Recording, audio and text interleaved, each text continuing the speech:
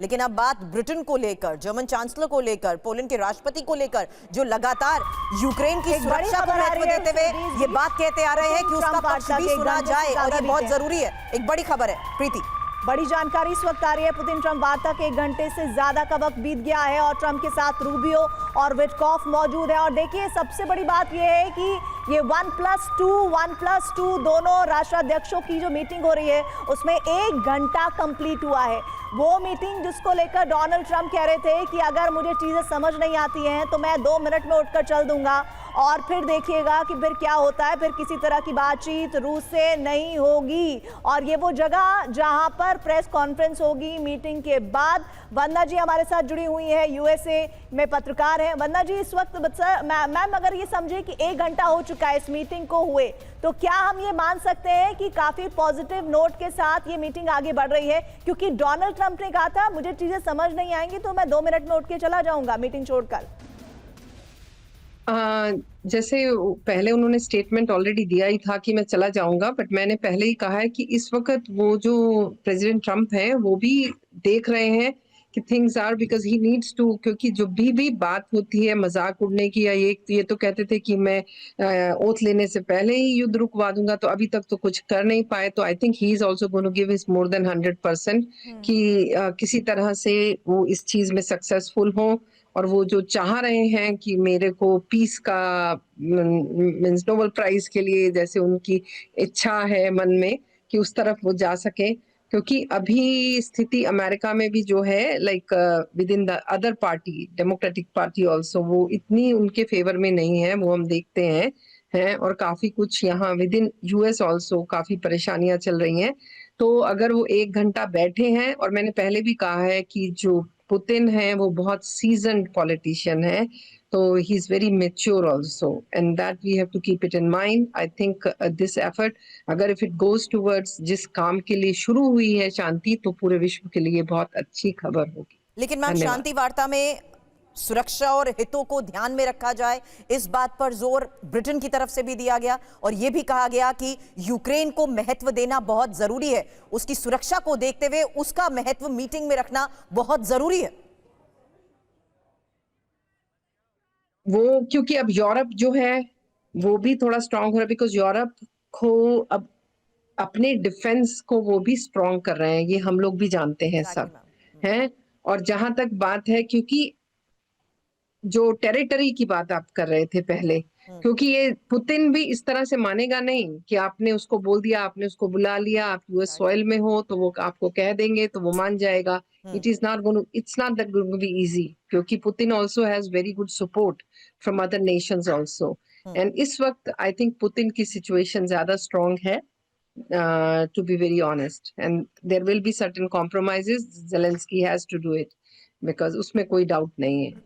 बिल्कुल राठौर सर, और ये सवाल उस आधार पर ही था जहां पुतिन चाहते हैं कि यूक्रेन नेटो और किसी भी पश्चिमी देश के साथ सैन्य गठबंधन से दूरी बनाए रखे।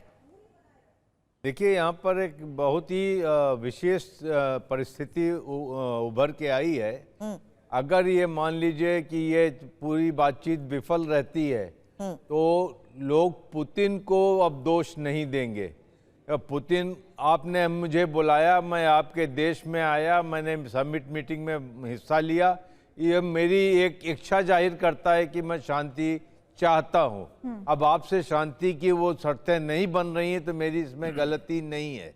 अब यहाँ बात आती है कि अगर प्रैग्मेटिक नहीं है यूरोपियन यूनियन या यूरोपीय नाटो देश, तो ये कभी ख़त्म नहीं होगा। यहाँ मैंने देखा है पिछले 3 साल के युद्ध में हमेशा यूरोप जो है एक स्पॉइलर के तौर पर काम करता है, और इन्होंने यूक्रेन को एक टेस्ट बेड बना दिया रशिया के रिस्पांस को टेस्ट करने के लिए। Sir, Europe is aware about the fact कि अगर तनातनी बढ़ गई तो सीधा टकराव अमेरिका और रूस का नहीं होगा, बल्कि पहले रूस का बढ़ता खतरा यूरोप के लिए ज्यादा खतरा होगा, क्योंकि जिस तरीके से बेलारूस में भी तैयारी हुई है, जिस तरीके से रूस की तरफ से खतरा बढ़ा है, यही वजह है कि चाहे बाल्टिक देश हो या स्वीडन, पोलैंड, हर तरफ रूस के बढ़ते खतरे को देखते हुए तैयारी की गई है।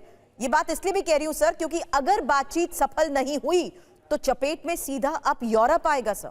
और राठौर सर एक पॉइंट Actually, और ये है जो- सर, एक और बात ये है कि अभी थोड़ी देर पहले जानकारी ये है कि जेलेंस्की से प्रेस मीडिया में एक सवाल पूछा गया कि आप अलास्का समिट से क्या एक्सपेक्ट कर रहे हैं, तो उनका जवाब ये था कि हम सबसे पहले चाहेंगे कि अलास्का समिट अगर हो रही है तो उसमें सीज फायर में लेकर सबसे बड़ा सवाल आना चाहिए, यानी सीज फायर को लेकर फैसला होना चाहिए, तब जाकर कुछ आगे पॉजिटिव बात हो सकती है। क्या आपको लगता है कि जेलेंस्की कोई भी मीटिंग में हल निकल आए, लेकिन सीज फायर जब तक नहीं आएगा तब तक वो किसी भी बात को समझने वाले नहीं है, स्वीकार करने वाले नहीं है?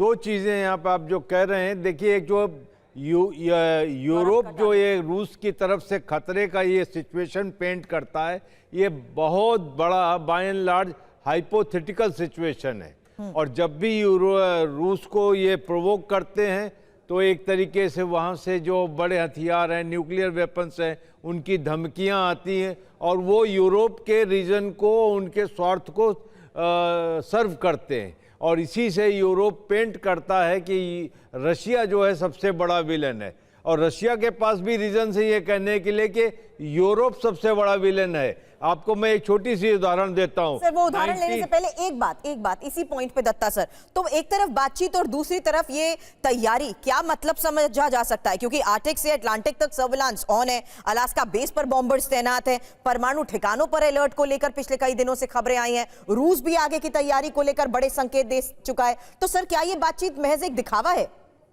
दत्ता सर, ऐसा है कि ये पूरी जंग का अगर आप पूरा हिस्ट्री देखें, ये रशिया ने प्रोवोक नहीं किया।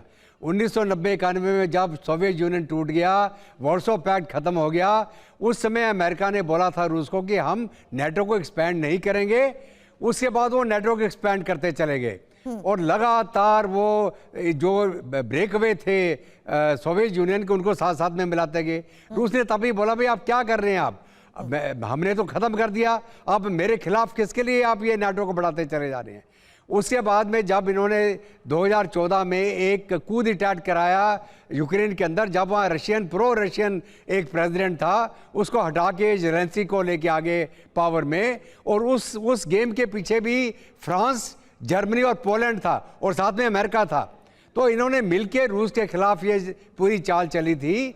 और उस समय जब ये डोनबास लुहांस्क में रशियन स्पीकिंग लोग अपनी आज़ादी मांग रहे थे, यूनाइटेड नेशन में भी बोला था कि अगर कोई एक इलाका किसी मुल्क से अलग होना चाहता है, वो आज़ादी मांग रहे हैं, तो उनका हक बनता है आज़ादी लेने का, रेफरेंडम होना चाहिए। और अगर रेफरेंडम का, वो यूनाइटेड नेशन का एक चार्टर है, आपने सुनी होगी ये बात, कि अगर रेफरेंडम होता है और वो कहते हैं हम यूक्रेन से ब्रेक वे करना चाहते हैं, तो यूक्रेन की गवर्नमेंट उसके ऊपर कुछ नहीं कर सकती।